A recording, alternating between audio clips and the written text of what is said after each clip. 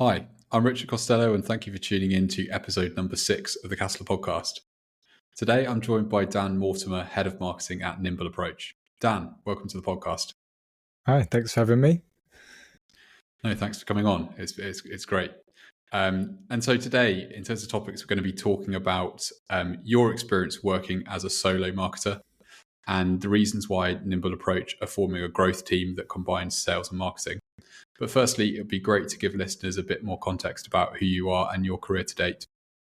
Cool. Yeah, so hi, I'm Dan. I'm Head of Marketing at Nimble Approach. We're a technology consultancy headquartered in Sheffield, but we've got offices in Leeds, Manchester, Bristol. I suppose kind of talking about how I got here, like a lot of people in marketing, I didn't actually start my career wanting to be in marketing. I just kind of ended up here gradually. I actually started my career in video production. So I started as a video editor and then kind of worked as a cameraman and kind of in that role picked up other skills like photography, design, website, mostly through necessity really. It was like a small company that did a lot, sold a lot of work that maybe we shouldn't necessarily have, so I had to pick up a lot of skills quite quickly, which is kind of stressful at the time but good now because I can kind of do a lot of stuff when it comes to marketing.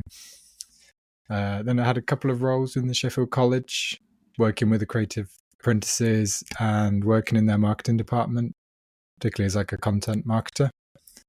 And then I moved agency side, working as an account manager, so kind of managing lots of clients, lots of projects, lots of different things from like websites to brochures to pretty much everything, which you learn a lot, but it was quite stressful, but good.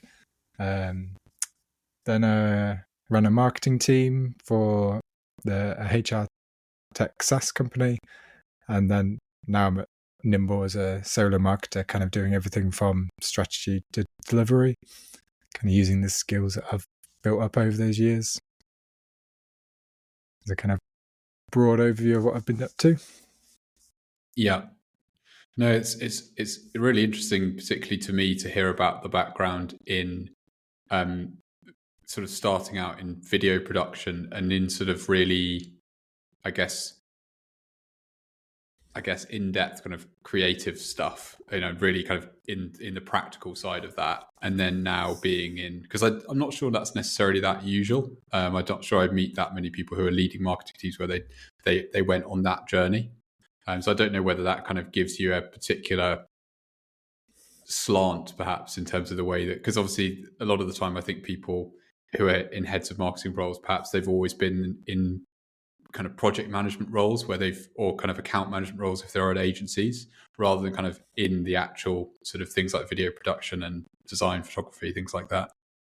Yeah, I think it's definitely interesting and kind of given me a different viewpoint, because I've definitely come from the side of like delivering content and doing the production, and then kind of learnt the theory and the strategy and stuff after that. But I think it's kind of helped me in that when I'm thinking about the theory, when I'm thinking about the strategy, I kind of know what needs to happen to get it done. And that's kind of how I've ended up being a solo marketer, is that I know the theory, but also I can go away and do it, whether it's video production or a bit of photography, creating some content, and that's really helped form, I'd say, kind of quite tight strategies, because I kind of know what works, I know what needs to get done, and I can get on and do it.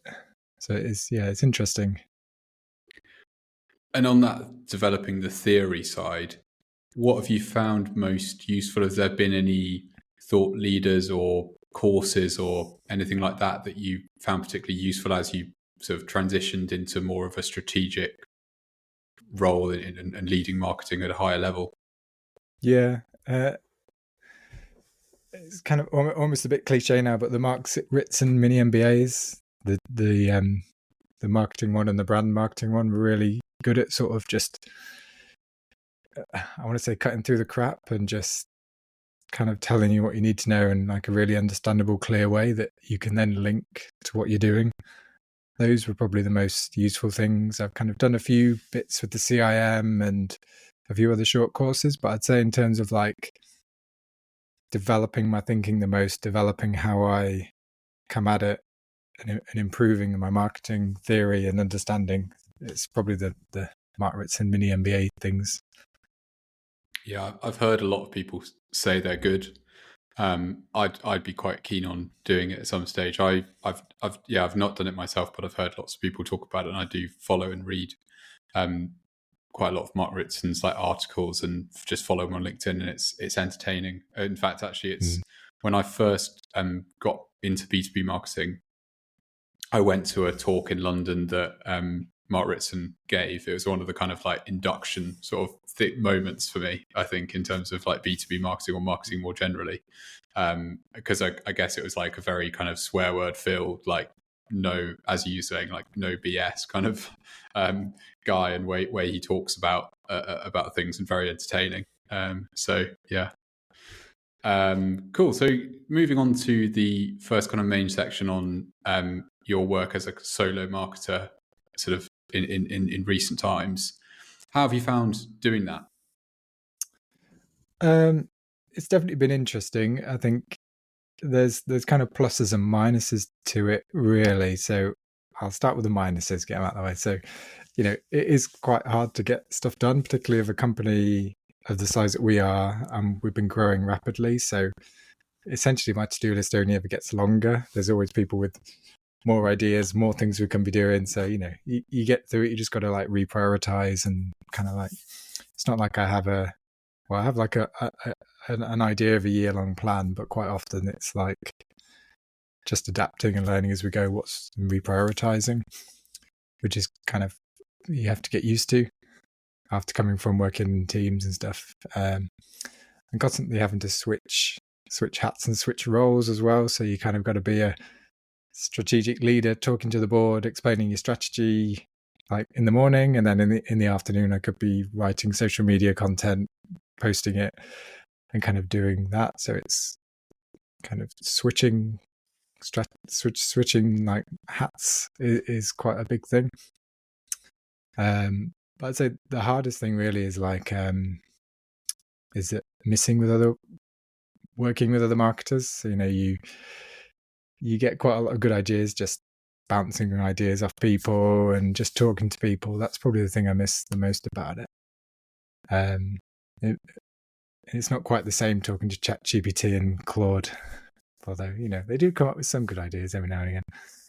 Yeah, they are very polite as well. So. Yes, yeah. They'll always tell me my ideas are good, even if they're rubbish. Yeah, great. And that's why, just to give your event a plug, that's why I was quite happy when you messaged me about that B2B event that you've started. So like, I feel like it's kind of been missing in Sheffield, is like an opportunity to speak to marketers. So that was good. But yeah, there are some pluses. There's it's not all negative. So like, because I kind of do everything, I kind of know everything. So when the board asks me a question, or one of the team has a question, I'll pretty much usually know the answer because I've done it, or had to think about it, or implemented it.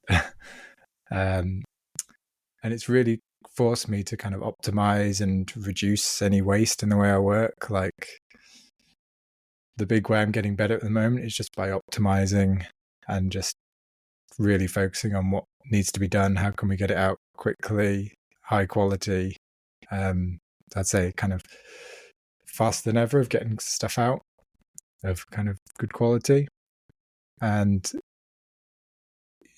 being involved in the whole process and doing everything is really interesting, because you can see, kind of like I mentioned earlier, you go through the whole journey and you can see everything and do everything, and kind of, so it keeps your knowledge of what's really happening, what's effective in the world, because I'm posting it, I'm looking at the results, and then I'm able to adapt and change the strategy kind of on the fly, because it's written down, but all the strategy and delivery and everything is in my head. So it's kind of quite easy to adapt and change quite quickly. Yeah, and the point you mentioned about speed being a big focus around, how do you do things faster, and that being a big priority. What have you found has been working? What's been the most effective sort of things that have made you be faster? So the kind of obvious one is AI, which can talk around more in a bit and how I use it. But then it's just working the whole process through. So really optimizing, okay, well, when we're producing content, what do we need in it? What's the process to getting it out the back? Who needs to be involved? Letting them know as soon as possible, and kind of being really targeted on what you need and who you need it from, when you need it. And that just helps speed up the production. And that's just constantly refining it. And things like, if we want to produce a campaign that has assets like landing pages, blogs, adverts and stuff, just being really clear on what goes into that, the process that's needed, just refining that really helps speed up. Yeah, I think what I noticed about speed is just the impact of doing the same thing over a period of time, the amount of opportunities that you can find to optimize. You kind of discover those over time the more you do something, as well as just getting faster at doing the same thing. It's often, it takes a bit of time, but it's always remarkable, particularly when we start off working with a new client. It's almost always like way more investment into a project than really the time that we're kind of being paid to work on.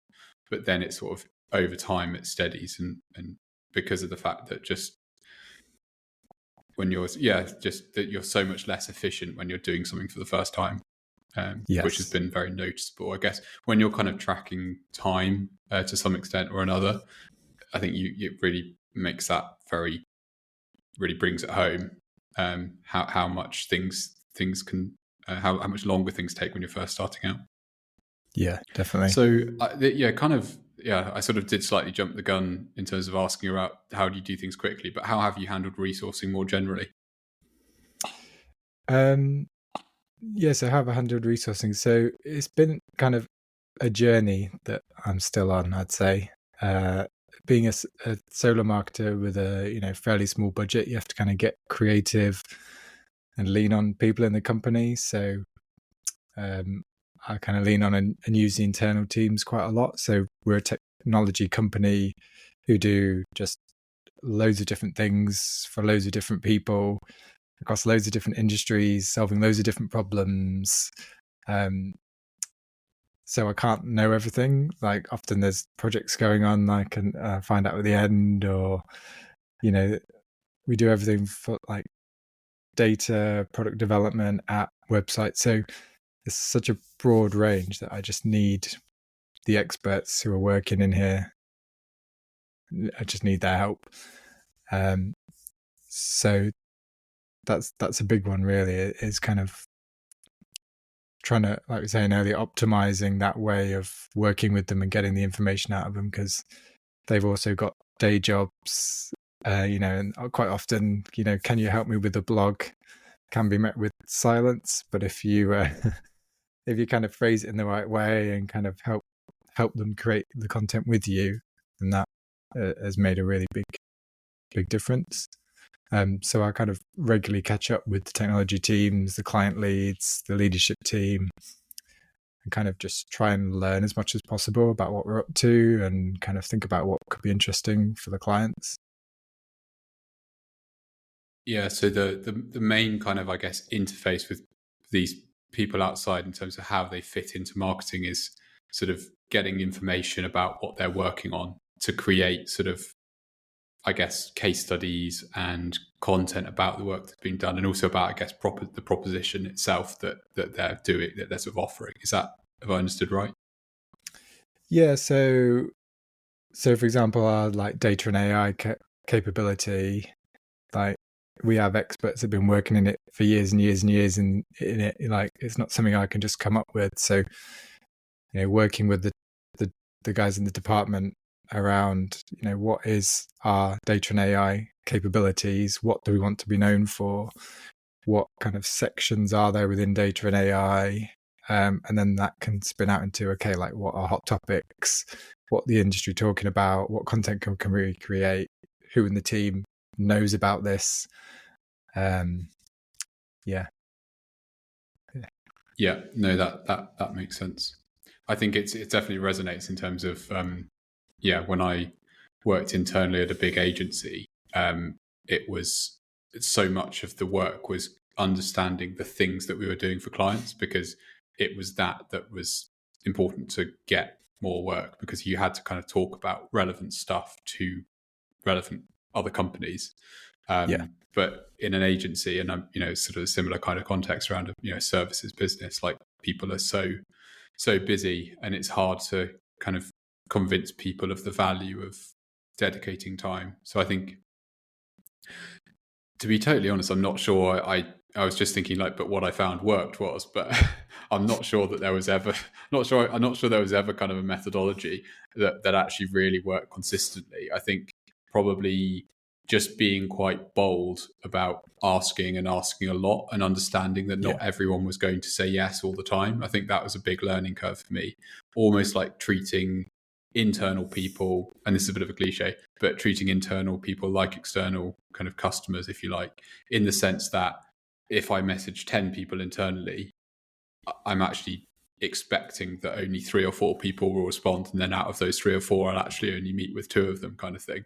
Whereas when I think you first start out in your career, you're like, why, you message one person, and then you're like, why have they not responded straight away? Particularly in a bigger business, you're like, but it's when surely everyone wants to write a blog with me. Yeah, you kind of assume that, but it'd be like someone.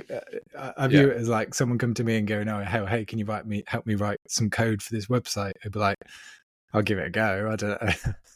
But, it's a different skill and a different skill set. So, like, always try and frame it as in, can you just like talk at me about this subject for a while? I can make notes and turn it into a blog or a piece of content. I just need the knowledge from you. So, thinking about what questions to ask them, where they can just kind of talk at me. So some people like just give them some questions and like just type in a document. Other people just talk at me for a bit, but then kind of almost what I'm trying to work on at the moment is making it a bit competitive, I suppose. So, like using website tracking tools, saying, "Oh, hey, thanks for this article." Like, in the public channel, Apple have been on, IBM have been on looking at your blog post, which is great. And then hoping that'll inspire others, which I'm not sure if it's working great. yet. It's great. You've got that ability as well to kind of, de-anonymize at a company level, your website traffic, so you can like gamify it in that way. Yeah. And content creation specifically, how have you gone about that as a solo marketer?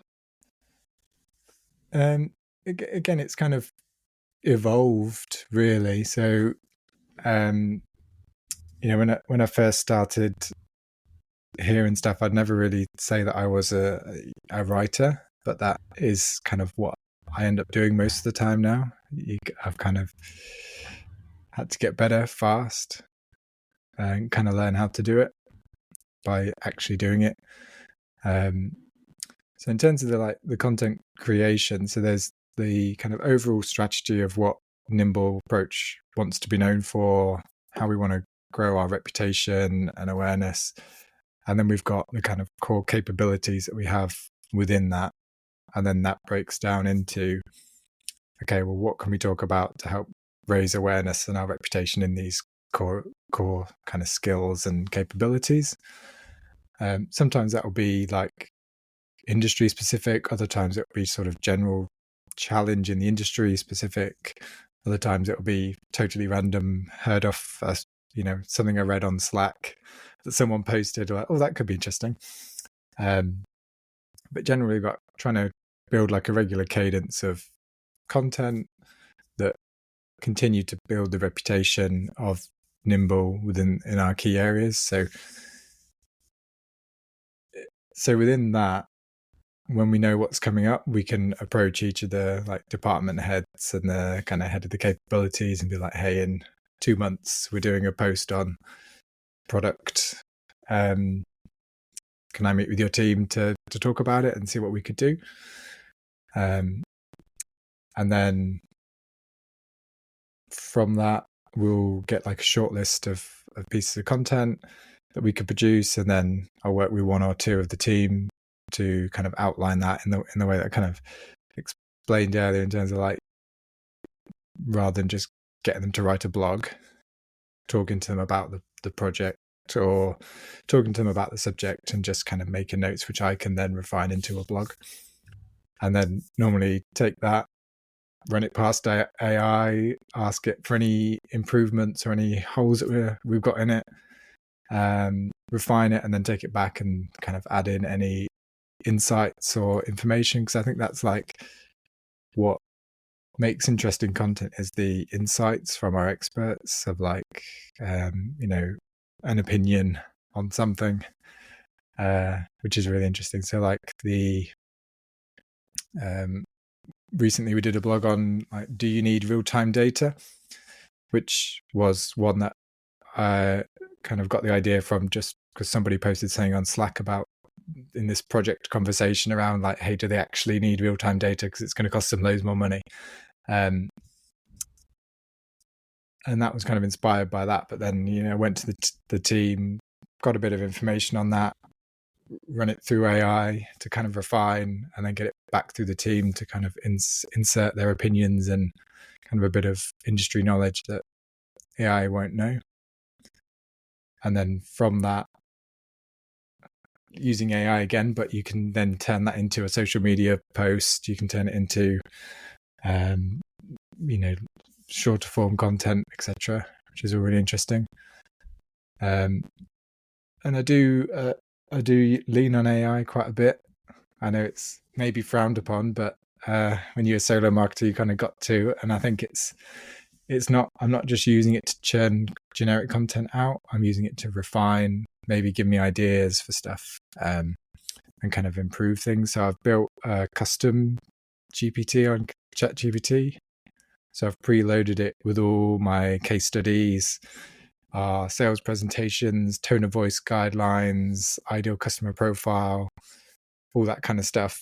So then when I ask it a question, then when I get to look at content, it does it in a way that's much more tailored to Nimble. So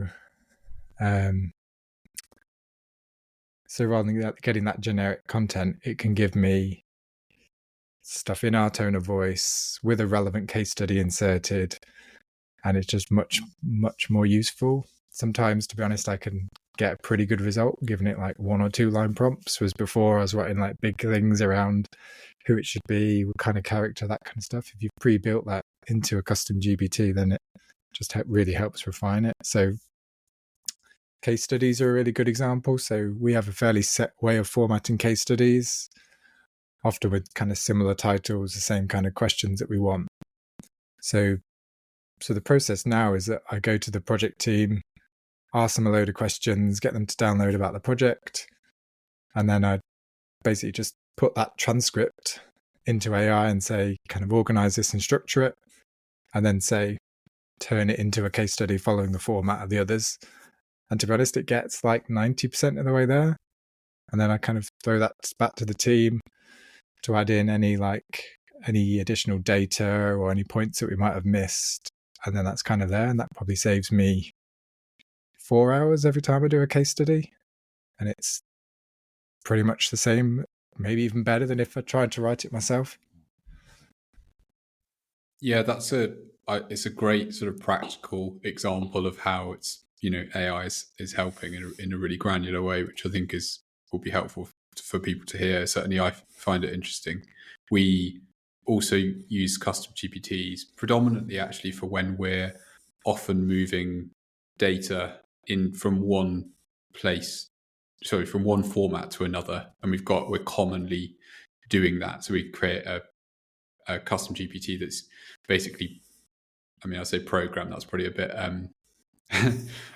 giving ourselves too much credit, but like it's got the custom instructions so it already knows what sort of structure the data is going to be given to it, and then also how we'd like it to be structured on the output side. And that saves a lot of time. I think also use it for loads of just questions when we're talking about complex topics, and I do think it has got a lot better as well in terms of the O1 on ChatGPT. The O1 model, I think it is seriously good at a lot of things, and Also around like Salesforce, for instance, like that's been really useful. Like we've been improving our Salesforce instance, and the amount of kind of things that I'd have just had no idea what to do or that they even could be done. You can ask, and if you've got a vague inkling, I think Salesforce might have this functionality, you can just ask it and then it will give you really, really detailed instructions. It'll give you the code if you need any code to put into the Salesforce to do some kind of like custom workflow or something like that. I don't, and that's the thing. It's like it's so transformative because you can not really know that much. You can turn you from being somebody that kind of has used a CRM quite a lot into sort of being able to do things that you might otherwise have needed to have had, a decade only working on Salesforce in order to have known about or done. So I think it's particularly good where you've got those kind of closed systems where there is just like a absolutely massive rule book basically, or like way something can work, and then ChatGPT just can consume the entire thing, know every single like nook and cranny of the system, and then you can ask it and it can give you stuff. But I think as your example is a really interesting one as well, around if you've got that structure of the case study and then it's also got all of your information about Nimble Approach and sort of all of the previous case studies, your tone of voice and things like that, it's not just like commoditized AI anymore. It's kind of tailored and tuned and it's using a lot of things that have already got your own kind of IP and sort of very specific stuff in it. So the output's not going to be kind of generic in that respect. Yeah, it's made a lot of difference. And on your point about making you seem like an expert is like, if I know I've got to talk to the data team, or I know I've got to talk to the strategy team, quite often I'll ask ChatGPT, what kind of questions should I ask them? Or like, what things should I know? And it kind of helps give you questions that are a level above what I would just come up with myself. And, including some of those keywords and phrases that you wouldn't know about otherwise, but can really help tease out specific information from the teams. Yeah. I think it's sort of, for me, the theme would be things where there's sort of a degree of error is going to be tolerable. I think that's an important. But there's actually loads of errors where that is fine. For instance, if you're asking it how to use Salesforce, it's like if it gives you something that the first approach doesn't work, it's not a big deal. You just go back and say that didn't work. Can you, this is what happened. Can you have another go?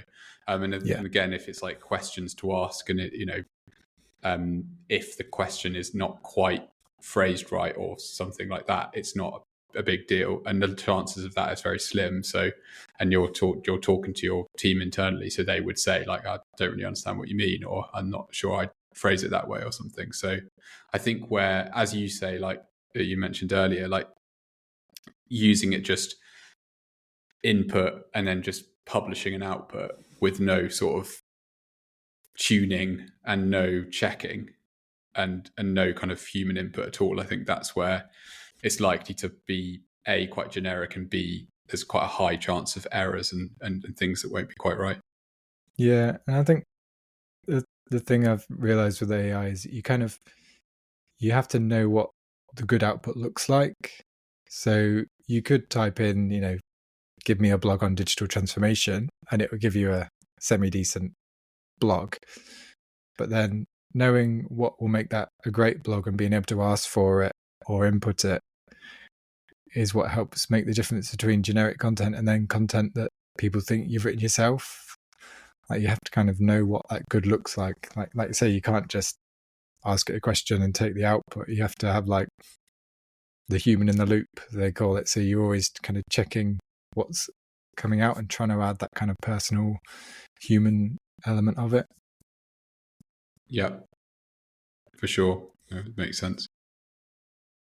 And moving on to the next kind of main section. So how has Nimble Approach's marketing and sales approach evolved in response to the growth of the business and also the changes in the market over the past couple of years?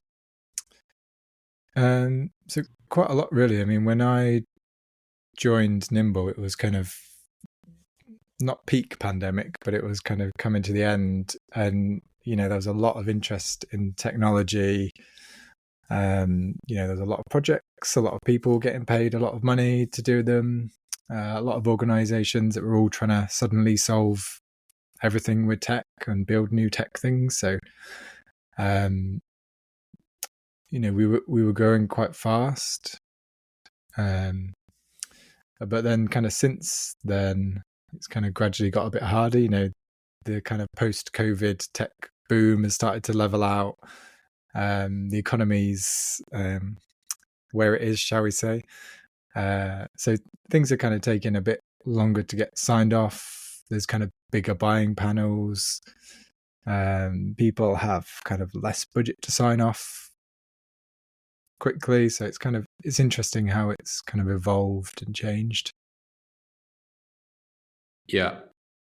I realized I kind of combined those questions around because I think I was kind of meaning to say, firstly, kind of the bit about the technology services market, and then obviously now kind of like how, and I guess this is the next part of the question, like how has your marketing and sales approach changed, I guess, both in response to the market conditions, but also the rapid growth of Nimble Approach? Yeah, so quite drastically, really. So when I first started, like I say, the kind of post-COVID tech boom, we were growing fast, and the biggest issue actually was that we just couldn't recruit good people fast enough. So like part of my role when I first joined was like, we need to make Nimble look like a great place to come and work, not so much bringing clients, because we're already getting quite a few of those through referrals, recommendations, and doing really great work and then being referred. So a large part of my role was around like brand awareness and reputation. So just trying to help us look like a place where great people wanted to work. So there's like lots of competition, lots of people being offered lots of money to move around in the top roles. So part of what I did initially was look at like our brand values, our kind of culture, and how can we best communicate our culture and our kind of people-centered approach. So our CEO and the board have always been really people-focused, and like it's the best culture that I've been in and worked in, and that wasn't really communicated. So that was a big part of what I did initially, was just trying to help people see what a great place it was to work.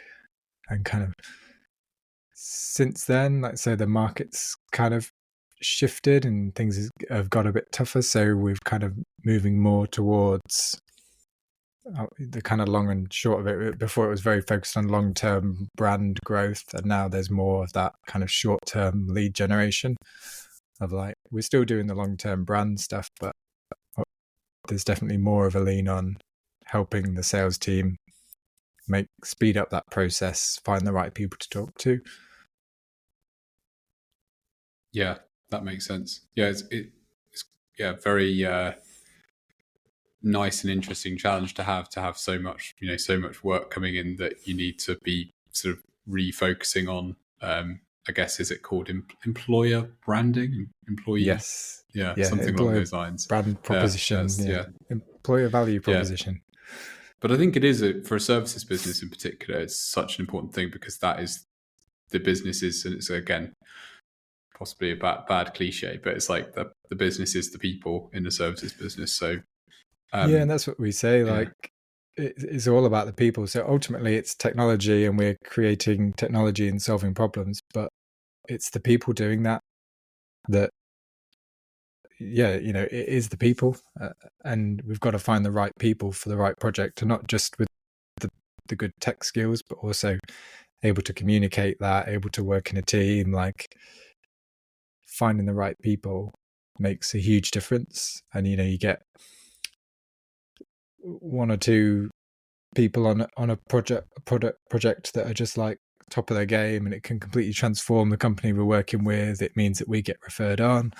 So it's just, it's all about the people, really, to not lean on the cliche too much.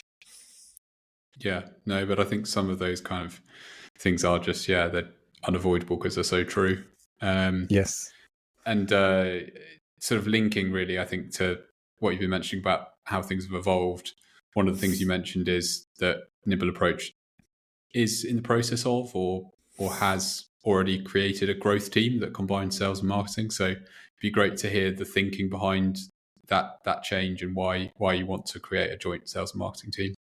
Yeah, it's early days, but yeah, so rather than having like the sales and the marketing team, I mean, they still kind of exist, but we're all part of the growth team. So there isn't that divide, and ultimately it's about creating a better, more productive team who are kind of communicating a lot. So, the sales team are talking to the client day in, day out. I'm trying to communicate to the potential clients, and so working together kind of really makes sense, really. We can kind of help each other, like we know what our targets are, we know what we're working on, and kind of what support we can give. So it really kind of improves efficiency and kind of how we target our messages. Yeah, it's kind of, it's really interesting being able to talk to sales team quite a lot. Like I talk to at least one of them like daily around kind of what we're working on, what they're hearing from prospects and kind of stuff. It's about creating that kind of one team, one growth team mentality. It's all focused on one thing. Yeah, it certainly makes a lot of sense to me in terms of, I remember when I was kind of learning about B2B marketing originally and people talked about problems around sales and marketing alignment, I think I was just like, well, why isn't it just one team? Like, it was just like this kind of simple like answer, which I think in many cases probably is just a good response to it. But to that point though, obviously it is a complex question, and do you sort of foresee any challenges, and how do you think you might kind of go about handling them if they do emerge? In terms of challenges, there's always going to be some, but luckily everyone is on board and working together. Like most of the time, like I say, that occasionally we'll kind of, everyone has their own targets and goals and their own opinions. So occasionally there's a bit of like, say, lively debate on things, but ultimately we kind of all know what we're working towards. So we normally find a way through. Yeah, I'd say that's the biggest challenge, is that like when you try and bring any two teams together or even people together, everyone kind of still has their own targets and objectives within that, and it's trying to find a way to get through that joined up. Yeah, I think a lot of it is probably around how success is attributed. I feel as though that's quite a common, like, how do you, and I'm not sort of asking this specifically to you, it's more kind of just something I've noticed a lot, is this issue around, do you measure, and I think it's one of the biggest questions about marketing or marketing and sales more generally in a B2B and probably in a B2C context as well, but just, do you measure kind of at a high level, so therefore everyone's going towards the same high level goal, so you get quite a lot of good like unity around that, but equally then it perhaps doesn't highlight where some people are performing better than others, so maybe it demotivates if, for instance, some people will be really they'll find having a personal goal that they can be held accountable to really appealing, and so it's a challenge around.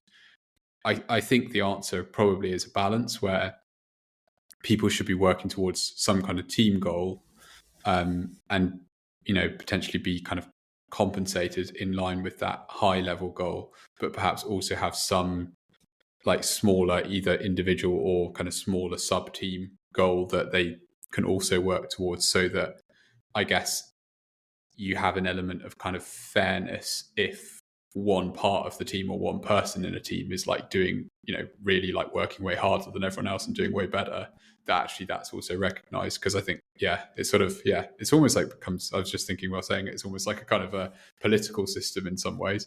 Yeah. whether you're kind of evaluated as a group or evaluated as an individual, which I think is like quite a big question in kind of politics. But yeah, I think you're right. I think like so the growth team ultimately is linked to company revenue, and then that breaks down into like how many clients and kind of are we meeting our kind of ideal deal size, all that kind of stuff. But ultimately, it's revenue. If we're making loads of revenue, then let's say everyone will kind of be rewarded for that. But within that, we can see who's bringing in the big deals. Like you say, if ultimately we're hitting our targets and kind of generating loads of revenue and profit, but when you break it down, 3/4 of that have come from 2 people, we can still see that, and like you say, kind of adjust accordingly. It's not necessarily that one of them's done badly. It's kind of working out what the reason is for that. So there's people in our company that work on kind of bigger tender bids. So we land one of those in a year, and automatically they've kind of almost hit their target, whereas people that are working on the kind of smaller accounts will have to get quite a few. So it's interesting that it's probably a debate that will go on forevermore of how people should be rewarded and compensated. But I think when you're working with people day in, day out, you kind of quite quickly learn who's doing good, who's not, where the faults are, and you can kind of help them improve and grow. Yeah, definitely. Yeah, I think there's an element of needing to be pragmatic about it, and I think you can't measure everything as well, both in terms of performance of marketing initiatives, but also performance of individual people. Like if you tried to measure, the performance of every single person in every single function of a business at all times, it would just be, you'd spend all your time measuring and then arguing about the measurements, I think, so of it. So yeah, you've got to have a degree of kind of pragmatism. And as you say, it's like it's a massive question, and one there's no sort of one size fits all answer really. Yeah, and how you measure marketing is one that I'm constantly debating and trying to improve on where we are. So like we work on quite high value long-term contracts. It could be anywhere from 6 months to like 5 years, and it's not something you kind of Google and buy an impulse. It's kind of really long marketing and sales cycle. Often people go to people they know or have used in the past. So it's like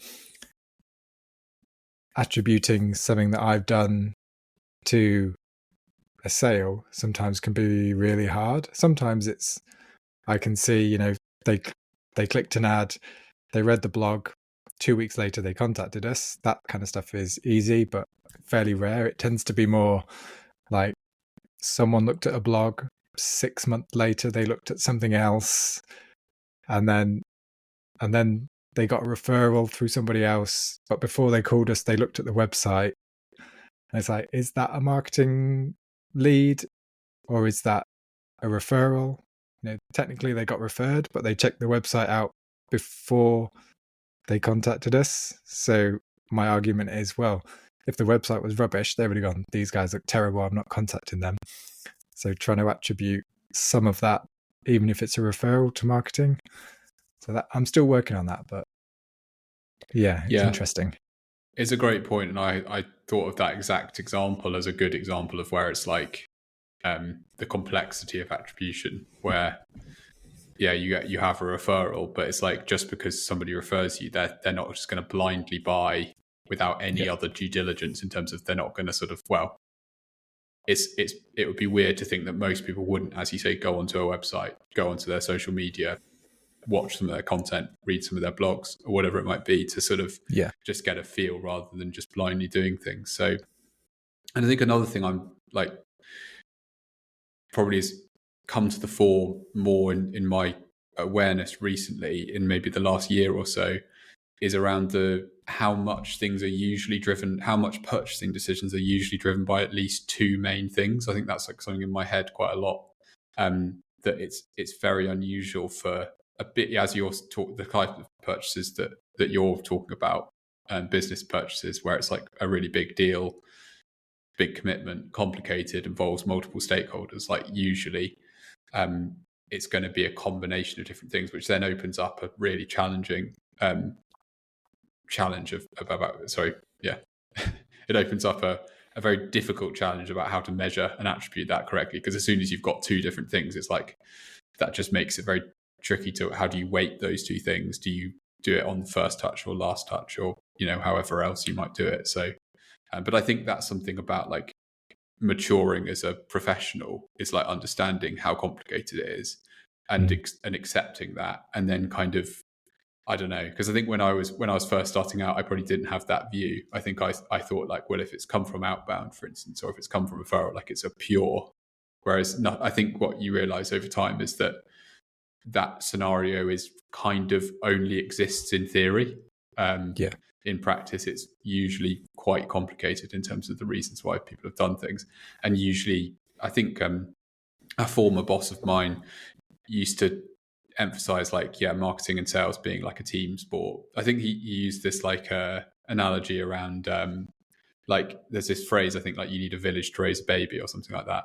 Maybe I'm making that up, but I think that's the phrase. But it's like it's the idea that you need a village to kind of close an enterprise software development deal, or whatever it might be. It's not just, it's about when they came to visit, let's say just hypothetically, like when they came to visit Nimble Approach, like the person that greeted them at the door, what were they like? Like, were they friendly? Did they make a good cup of tea? Were they made to feel welcome? Like, were the people that maybe aren't making decisions obviously, but like they're actually really important influences in a process? Like, were they afforded the right kind of behavior and treatment in a process? And like, so there's just loads and loads of things that you wouldn't realize. I mean, I think like another thing that people probably don't realize is that people will check out like things like Glassdoor, to your point about looking like a good employer, particularly if you're buying from a services business, I think, and it's a bigger business, so they'll have Glassdoor. Like I'd imagine people will look at that and loads of other kind of strange areas that are maybe harder for brands to actually control, because it's probably the areas that are harder to control that are more influential around purchases, because they're more reliable and trustworthy. Like if it wasn't the company saying it but someone else, it means a lot more. So anyway, it's a good point. And like you say, around it's kind of takes a village to raise a baby. It's like the kind of sales that we're making is not like someone calls up, does a demo with the sales team and then buys. It's like they might speak to one of the account managers and then that will get passed to sales, but it won't often just be sales. They'll have to bring a technical person on, because like if they want to talk to us about data optimization project, the sales team, no offense to them, can only have so much technical knowledge. So we have to bring in technical people, and then if it goes to a pitch, there'll be a whole team of people working on, okay, well, what will that project look like? So it's definitely a village. And kind of everyone needs to club together. So and it's good, like it's kind of good that it's that way, I guess, because it means kind of everyone can share in the credit, and really it kind of is in a company pretty much absolutely everybody in the success of marketing and in B2B services particularly. Sometimes part of me wishes we just had a little product that you could buy online that can directly attribute every ad to every click, every purchase. But so it would make my life easier sometimes, but I think it'd be a bit it's quite interesting. It's that's very much the domain that kind of I and we, as my career to date, and also like us as an agency, we're almost always like in that sort of dynamic where it's really large deal values, slow, complex sales processes, and so on. And it really, the funny thing is for me, it really doesn't align with. I've like ended up in that world, but it definitely doesn't kind of align with my personality, where I think, or like my kind of like psychology is quite like short attention span, like struggle to focus on things. Like, so it was a massive like thing for me when I was working originally in my career in e-commerce, where we'd send out an email to like 90,000 people or 70,000 people, And then there would be people who would click through and buy, and it was like B2C e-commerce. And I was specifically mainly focused on this email marketing. So it was literally, we'd send out an email at like 10 a.m. and then you could literally look at the orders coming in, like downloading, exporting CSVs and being like, people have clicked through and bought like this item. And it was that fast and that granular, and then got into B2B. And it was like, I remember being told, like, if we get like 2 new customers this year that we can attribute directly to marketing, that would be great. And it was like, that's going to be very challenging to kind of deal with as like somebody that, is used to like that shorter feedback loop. And and as you're saying, like very like clear, like we did this, we got this, and it was like same day or same week or something. Whereas to be like a team of people work for a year and maybe get something, it's like a very kind of difficult human challenge, like psychologically, I think. Yeah, it's really hard and quite a big shift. So like one of the first campaigns that I did when I started here, like immediately after it had kind of finished, we thought, it didn't do amazingly well. But 2 years after, someone has contacted us and it's become a big project. I can see that they clicked the ad, read a blog, contacted us, had like an initial conversation, and then kind of disappeared for 2 years. So it's like, actually, now I have to retrospectively go back and go, no, that was a successful campaign, not a poor campaign, but it took 2 years for that to happen.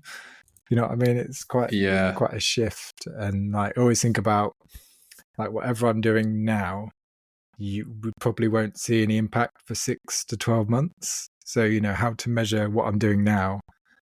Actually, I've got to look 6 to 12 months. I mean, you can get kind of early indicators, are people clicking the thing? Are people going to the website? But in terms of pure like deal value and stuff, that's something I need to look at in 6 to 12 months. So you kind of look at the early indicators. Yes, it looks like it might be having some impact. It looks like people are looking at it, but it's hard to really say whether that was successful for quite a while. Yeah, definitely resonates. And it's another kind of fun challenge because it's difficult also in terms of planning as well, like because I think that need to it's something that we're thinking about ourselves at the moment. It's like big, like mapping out the distance from first contact made to like first invoice sort of sent, and then also first like payment. So going literally from kind of like, the first time you ever tried to speak to somebody or to a company, right the way through to actually like receiving, like, because for financial forecasting, that's quite an important thing. And it is a longer time than you think. And obviously like we're not very big and we don't have huge contracts. So it's like it's not like years and years that we need to wait, but it's still like, it's not like we can just flip a switch and get clients or get revenue. It's, you need to be thinking about, for us, it would be like the things that we're doing now will be Q2 absolute earliest, if not Q3. And could be, to your point, it could be like 2 years away, but the earliest it could possibly be, I'd say, would be kind of like 3 months, which means that you have to be thinking in terms of like, if we can't wait until we really need perhaps revenue, because we've always got to be doing it in advance. That's it. But it's probably, we could have another full like a podcast episode on these kind of things. But some of the other points that we wanted to cover, and I specifically saw this and wanted to kind of ask you about it because it was interesting to me. I saw you were in the Prolific North Top Northern Brand Marketers 2024 list. And just wanted to sort of ask you, how did that come about? What was the process like? What did it entail? I'm glad you brought up that rather than me. It was definitely me who saw it and wanted to include it in the questions rather than Dan. Yeah, cool. I'd love to say someone else nominated me for the amazing work I've done, but they had some events last year, and I looked to buy a ticket, and when I was buying a ticket, I noticed they had this like entry form. So I just clicked on it more out of interest than anything. I'm normally quite negative about myself, and somewhat ironically for marketing, I'm fine,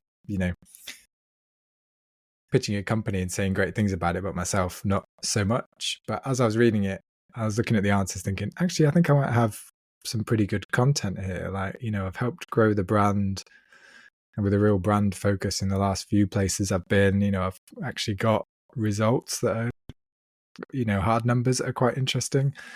So I kind of submitted the form thinking, okay, well, at least at the most, I might just get some good feedback back about, how I could talk about myself better. So when they came back and said I'd made, I forget, it was like top 25 or something, I was really quite surprised, but happy, I suppose, as well. But I think back to the me being a solo marketer and stuff, is like writing award entries as well has been something that I've done pretty successfully in the last couple of jobs, like winning a few awards, getting shortlisted on quite a few.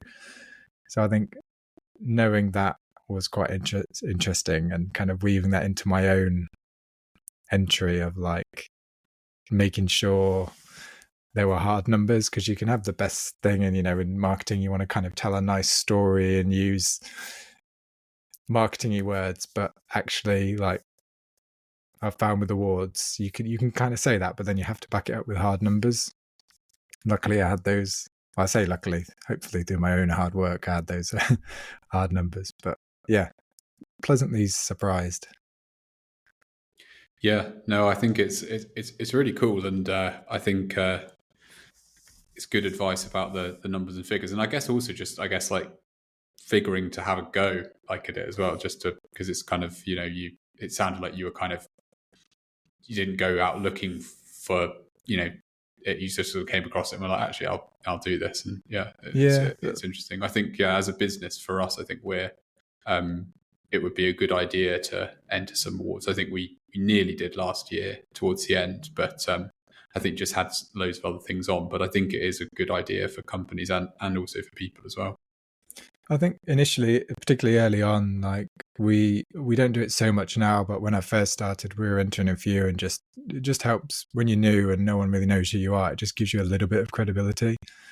So when I first started, we were going for like workplace of the year. Like I said, we were trying to recruit people. So we were going for ones like best workplace, best technical company to work for. And we won a couple of those, which was great. And that really helps give us credibility. So when we say, we're a great place to work, actually, we've now got 2 awards that kind of prove that. Yeah, I think the role of awards in terms of social proof, I think, is important. I think that's probably a big thing. Yeah, a big thing, the big motivator for us in terms of doing it would be that as a small business, I think that you struggle with, I'm not sure we've necessarily struggled that much with it, but I certainly feel concerned that people could think that, who are these people? They haven't, they're unknown, they're small. So whereas if you've got that kind of like, even just a nomination for award or something like that, it's like just the act of being a business that puts yourself up for awards, even if you don't win them, is sort of would a really kind of like bad or ropey business that you wouldn't want to deal with do that kind of thing, because you obviously open yourself up to kind of external scrutiny when you do it. So I think it's which is probably quite a small business thing, but I think it would be valuable in that respect. But also for big businesses, I do think whether it's for attracting new clients or new employees, winning awards and indeed retaining as well, because I think if people, I know that having worked in a B2B marketing agency where they did put themselves forward for a lot of awards and did win a lot of awards, it was something that the team internally were really proud of, like rightly, in terms of winning like campaign of the ABM initiative of the year or something like that, and the team would be really proud of it, the clients would be really proud of it. And then it is also definitely, though, it was a big source of new business for the agency I used to work for, where people would come and say, well, I saw you were nominated or you won this award or whatever it might be. So yeah, I think one of the things I used to do in my previous company, which I don't do at the moment, just mainly through capacity, is basically enter awards for your clients. So like I worked in HR tech, so we would enter their recruitment team, or we'd know through working with them why they were buying our software was because they wanted to improve it. They wanted to give the candidates a better experience. So we could then take that and say, well, actually, you should enter this award. Like, we'll enter it for you, as long as you include our name in why you've been improving your recruitment process. And that's something I kind of want to do here, but just haven't quite got to it yet for capacities. We do some great work for clients that really transforms their business. So there must be some awards that we can kind of co-enter to kind of be aligned with that company, boost our reputation, and then kind of spread the word. Yeah, and it's that type of thing as well that's really important and valuable, but also probably so hard to measure the impact of. Yes. To return to the attribution point, because it's like, what difference does that have on retention and growth of that customer? Which again would be really hard to attribute back. And then also kind of, what's the brand long term and also kind of unmeasurable effects of like winning awards with customers and stuff. So but I think that's a great idea to do that. Big question, probably. I think we're hopefully I've not made us overrun by rambling too much, but what are you seeing working or not working in B2B marketing at the moment? I mean, we could probably talk for about 2-3 hours on this. So I mean, I'll try and that's what I was thinking when I asked the question, but I'll try and keep it brief. So I think I think for us it's become more and more about building connections. Like I say, the kind of work that we do, you don't just Google it and buy it. Like, you don't just chat to someone, go and impromptu buy it. Like, it's relationship building. So it's much more about building that relationship, building that connection, helping over a number of weeks and months to kind of build their knowledge of what you do and their kind of reputation in their head. Like, cold outreach just doesn't really do it much anymore. Like, normally they've got to have some knowledge of who we are. And we find, if we can get a face-to-face meeting to someone where we can understand their challenge, then that becomes a great opportunity. But getting to that point is like harder and harder. There's like so many tech consultancies, so many service companies, like trying to find something that really addresses their problems. So for example, one of the sales team said the other day, like, I messaged someone who was on my list that I created of people to contact, and he said like it had 10 consultancies reach out to him in the last few days. I'm like, how are you meant to cut through that noise? And like, so cutting through the noise is like really understanding, maybe even before you speak to them, what that company's problems could be, what that person's potential problems could be, and trying to quite quickly create a connection, but also being helpful and being productive. Definitely a shift towards from just putting our name out there and saying what we do to this is how we can help. Like, we understand you have this problem. This is how we can help. Is a kind of, we could talk about tactics and strategy all behind that, but ultimately it's we're trying to build connections and be helpful above everything else. Yeah, it resonates massively. And I think that that challenge of, because we are both a services business ourselves, and we also work with a lot of B2B services businesses in terms of and in terms of clients, and it's such a big challenge where you're different and differentiated and in good positive ways, but how do you get that across to people when at a surface level for the people on the receiving end of like marketing or outreach or whatever it might be, when you're at 10 consulting businesses have reached out to them, it's like, how do you make yourself different? And I think a lot of it, how do you outlined it there in terms of thinking about adding value and doing things that can be helpful and useful and support them and so on. I think that's very much aligns with what we've seen work, particularly in, to return to what you mentioned earlier on in the podcast, about the changing market conditions. So I think as basically there's just less buyers to go around, it's like there's a requirement to do more and to give more, I guess, not in a kind of financial sense, but to give more kind of value and effort to sort of convince people to have that conversation. And yeah, so we're all kind of working harder, but it's probably making people better marketers potentially, in terms of, if, it's just harder to be a marketer in 2025 than it probably was in like the second half of 2021, potentially. So, Yes. but it's forcing people to innovate more, do more with less, and I guess provide value and serve like potential customers better. Yeah. Probably another big one, but probably one that we can probably cover reasonably quickly. But how did Nimble Approach come up with propositions to take to market? I'm trying to think of this as in not taking too long and also not giving away all our secrets. So, but there's kind of some broad things that we do. So, I mean, ultimately, like communication and research. So, talk a lot to clients, potential clients, internal teams, the delivery teams, management teams, the growth team, and just learning about, what are people asking about? What are people talking about? What are common themes in the industry? What trends are we seeing? And trying to come back to the point about being helpful and useful. It's like, well, how can we position what we do as a solution to this problem?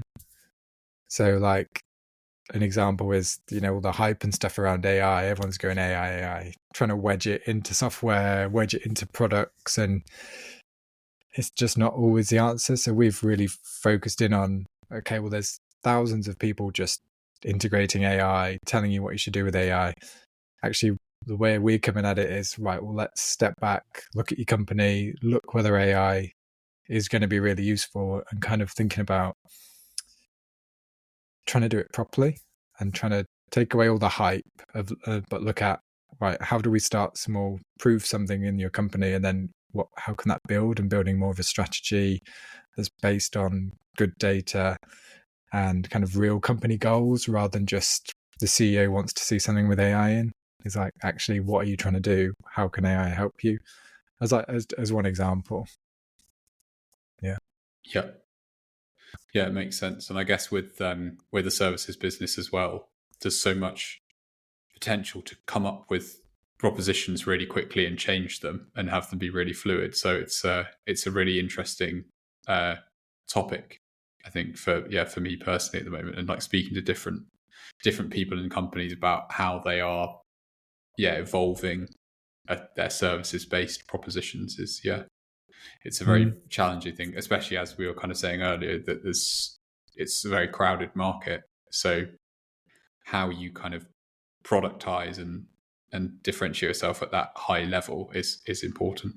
Yeah, and there's so many consultancies that essentially do what we do. So essentially everyone is kind of selling the same thing, but you've got to try and find it a bit of a unique angle or a way to talk about it, or categorize it as something different, or productize it. So it's not just a skill, it's actually like a productable solution, if that makes sense. So it's kind of ever evolving, and kind of who are Nimble and what are we selling is a topic that comes up quite often, of like, what is our service propositions, like what are we trying to sell, what do we want to be known for.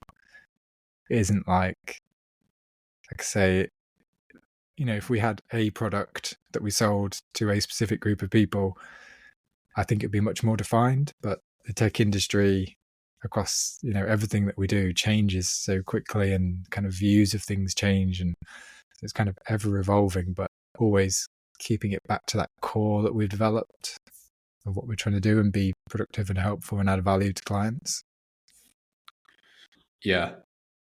I think layer on the tech element, and it's got so much need to evolve really fast, I think, as well, because you've not only got a services business and the world's evolving, but you're in the sort of tech space where things evolve even faster than everything else. So it's that kind of constant need to, if not change the proposition, at least just kind of sense check.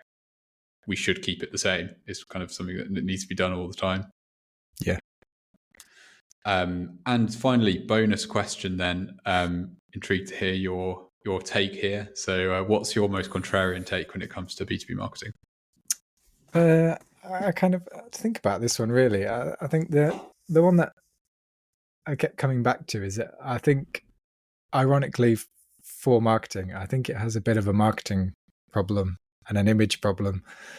So like, I don't know if everyone thinks this way, but like when people ask me, "Oh, what do you do?" I always kind of hesitate when I say I work in marketing, or like, because I'm not quite sure how it's going to be taken. Like, some people will either have no idea what it is and just go, "Oh, all right, yeah," or, you know, are they going to be thinking that I'm pushing sugary biscuits and vapes onto children? Like, the kind of view of marketing and what it does and the value it can add isn't really understood outside of marketing, and even in marketing it's not really fully understood. So I think marketing has a bit of a marketing problem that we need to work on, of like, how do we talk about marketing? How do we sell its values? It's not the Mad Men ads kind of thing, which is kind of where people jump to quite often. It's actually, particularly what we're doing, we're adding value to companies, and we're trying to help them grow and improve. We're just trying to kind of find the right way to start that conversation. And I don't have the answers of what it should be, but yeah, I think, yeah. So it definitely resonates. And if somebody asks me what I do, and I say B2B marketing, I have to explain it's business to business. It's helping businesses that sell stuff to other businesses sell it or market it. And people are like, yeah, normally that ends the conversation. Yeah. It's a pretty good conversation stopper, isn't it? Yeah. Yeah, exactly. Because it's just like, okay, that is not something I'm interested in, or maybe sort of can understand. I think, to that point as well, it's not, I think in some ways it's like, it's not just an image problem in the way I see it, because we've been doing this. I think I mentioned this to you the other day, but we've been doing this this report on B2B marketing at Sheffield's SMEs, B2B SMEs. And one of the things that's quite evident is sort of speaking to lots of different marketing teams is how different marketing can be defined. And sort of, I guess, like for some people, it's very much like 4 Ps, like pricing and thinking about the product. And others, it's like very focused on the promotion side of it in terms of the promotion P. And I guess also some people thinking in short term, some people thinking long term, some people like very focused, or I should really say some companies that are focused on like really heavily into 1 or 2 channels or tactics, and then others that are doing and not touching those at all. So there's a real I think it's what makes it a really interesting field, to be fair, to work in, is the fact that it's so diverse in terms of what it can be, and even in similar companies, people can go about it in really different ways, because the role of like a B2B marketer can just be so different, and that's in one city with companies that are all B2B, tending to be around sort of technology and tending to be in a sort of very similar kind of size range, and there's still like a massive difference in terms of how people are doing things, which I think is really, really interesting. Yeah, it's an interesting point. Yeah, I think like that, like I say, I kind of not quite fell into marketing, but it's never my plan, but I've just followed roles that sounded interesting. Like I say, it combines a lot of stuff. So like technology I'm really interested in, which marketing is inherently involved in. Creativity, human psychology, are all things that I find really interesting, and you kind of have to think about those every day in marketing. Yeah, I think for me it's like anything that didn't require any hard skills was always, in hindsight, going to be probably where I ended up. And And so, although to be fair, I think over time you do develop some kind of harder skills, in terms of things that are quite specific and technical. But I think looking back, like why did I end up going this career path? It would have probably been because nothing sort of really specific and tangible jumped out at me. That's how I ended up in video production. Was I'd wanted to find a career that I didn't have to write. I didn't have to like go and talk in front of people. Video editing, you're in a dark room by yourself quite often for days at a time. So if you'd come back and told me then that I'd be writing daily, doing podcasts, on a podcast, I would have been like, no, that's not me. Yeah. Well, on that note, it's been really great conversation. Thanks so much for the time. I know we've overrun quite substantially, but that's been because there's been loads of like great points and really good sort of discussions. I think the bit in the middle about attribution I think was really interesting. I think it's something that I would have probably not been particularly interested in like 3, 4, 5 years ago, but I think over the last couple of years it's really been a point of that's really interesting and really important as well to kind of and also the points we were talking about around some of the things that are specific to really large complex deals that happen over a long period of time. I think that's also something that I really enjoyed those parts and hearing your sort of experiences and views on those. And if people want to keep in touch with you, what's the best way for people to do that? Reach out on LinkedIn, probably. Dan Mortimer, Nimble Approach. Great. Cool. Well, thanks so much. And speak soon. It's been a pleasure. I'll speak to you soon. Cheers. Cheers, Dan. Thanks.